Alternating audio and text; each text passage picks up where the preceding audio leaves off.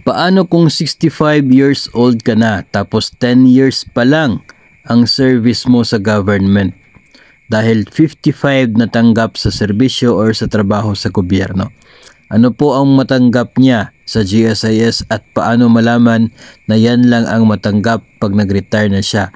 Pero dahil 65 years old na siya at kailangan na niya mag-retire dahil sa age niya po. So yung 65, yun kasi yung atin po tinatawag na mandatory retirement. No, so kung ito, sa case na ito, buti lang sana kung mayroon kang 1, 2, 3 buwan na kulang para ka magkaroon ng 15 years, pinapayagan po yung extension para makumpleto yung 15 years requirement kung maliit lang yung kulang. Pero sa case na ito ay 5 taon yung kulang. So malabo na mapapayagan ka for an extension until 70. So kung titingnan po natin yung batas na GSIS, of course wala kang pension kasi hindi ka umabot ng 15 years.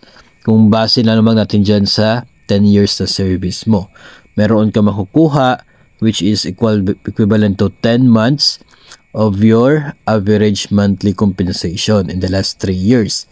Ganun po. Pero kung prior to your appointment sa government ay mayroon kang naging contribution with the GSIS, with the SSS. No, nung hindi ka pa pumasok sa GSIS, meron ka na naging contribution sa SSS mo.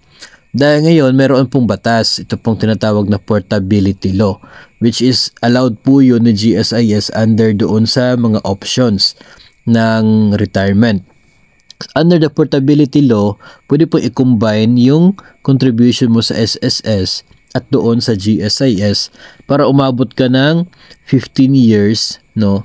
Para nang sa ganon, you will be allowed to receive your pension. So kapag ganun po, basta kay hindi po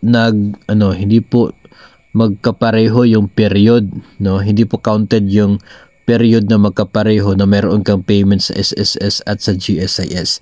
Dapat separate period po, no?